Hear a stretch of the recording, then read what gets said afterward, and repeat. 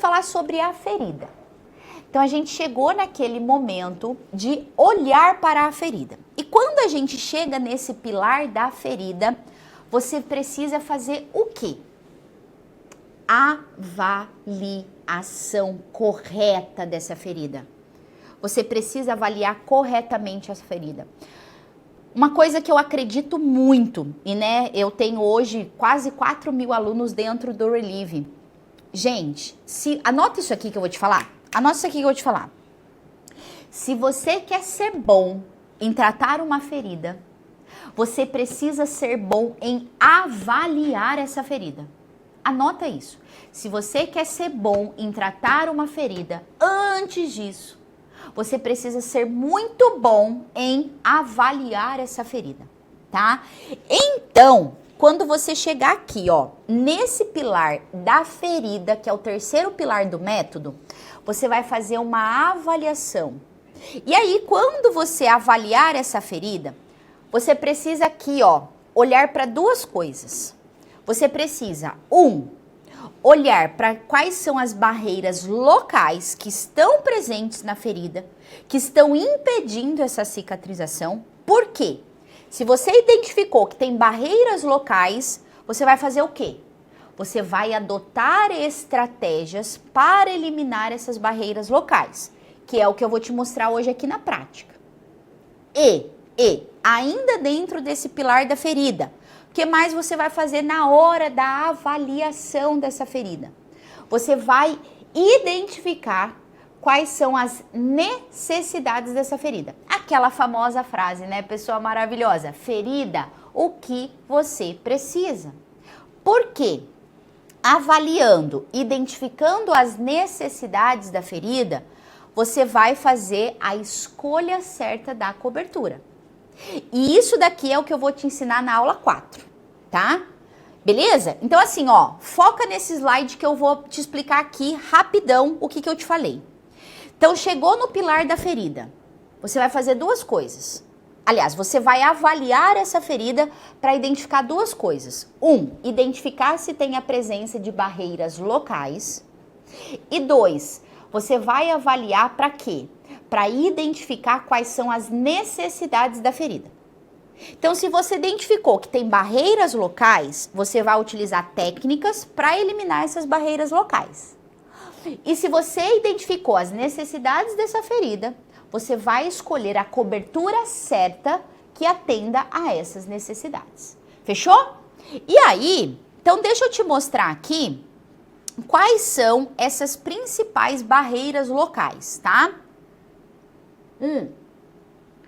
Isso aqui também, gente, com muita base científica para te trazer, tá? Porque assim, não é porque eu simplifico a mensagem, não é porque eu simplifico a forma de te explicar que é um conteúdo que não tem base científica. Muito pelo contrário, tá? A minha responsabilidade aqui é te trazer um conteúdo para que você possa aplicar na prática baseado em evidência. Fechou? Então, olha só. Eu falei que você precisa identificar as barreiras locais para usar estratégias e eliminar essas barreiras locais, certo? Beleza. Quais são essas barreiras locais? Essas que estão aí na sua tela. Presença do tecido necrótico, presença das bordas inviáveis, presença de infecção e presença do biofilme. Então, essas são as principais barreiras locais que você pode identificar na hora que você está avaliando essa ferida. Anota isso, por favor. Isso aqui, muda o jogo. Eu vou te trazer até um caso clínico para te falar. Se a ferida do seu paciente está com a presença de alguma dessas barreiras, a ferida simplesmente não vai cicatrizar. Essa é a consequência de se manter uma barreira local, tá? E aí, para cada uma dessas barreiras, é uma estratégia que você vai utilizar para eliminar essa barreira.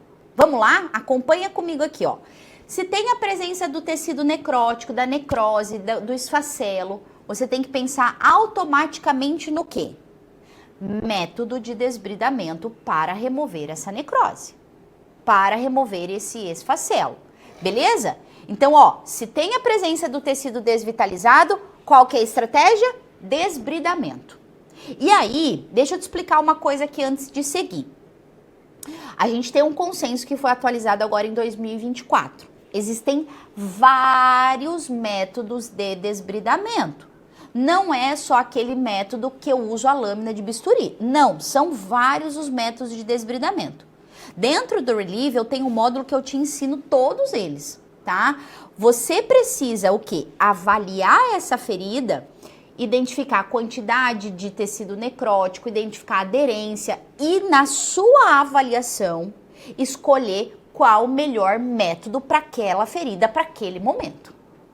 O importante é, se tem a presença dessa barreira local, que é a necrose, que é o tecido desvitalizado, o esfacelo, você precisa remover. Escolha um método de desbridamento e remova.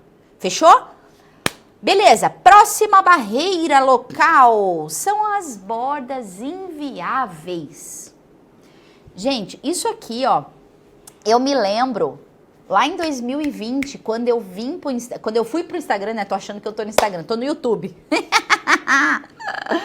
Quando eu comecei a falar, né, para produzir conteúdo pro Instagram, poucas pessoas falavam de bordas inviáveis.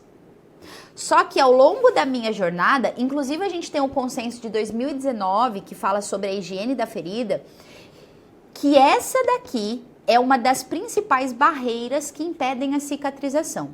Então assim, ó, de nada adianta a gente ter um leito todo granulado, aquele leito todo bonito, se eu tenho uma borda, com o perdão da palavra, uma borda toda cagada. Essa ferida não vai cicatrizar. E aí, se tem a presença de bordas inviáveis, qual que é a estratégia que eu vou utilizar? Essa daqui.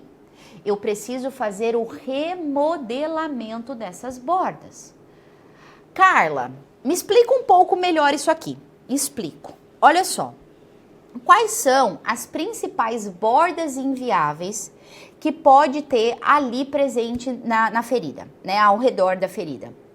Maceração é uma borda inviável, descolamento é uma borda inviável, presença da hiperqueratose é outra borda inviável, presença da epíbole é outra borda inviável. Essas são as principais bordas inviáveis.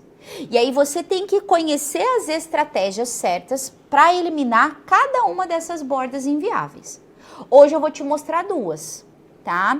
Vou te mostrar duas, que é a agudização e o preenchimento da borda descolada. Fechou? Beleza?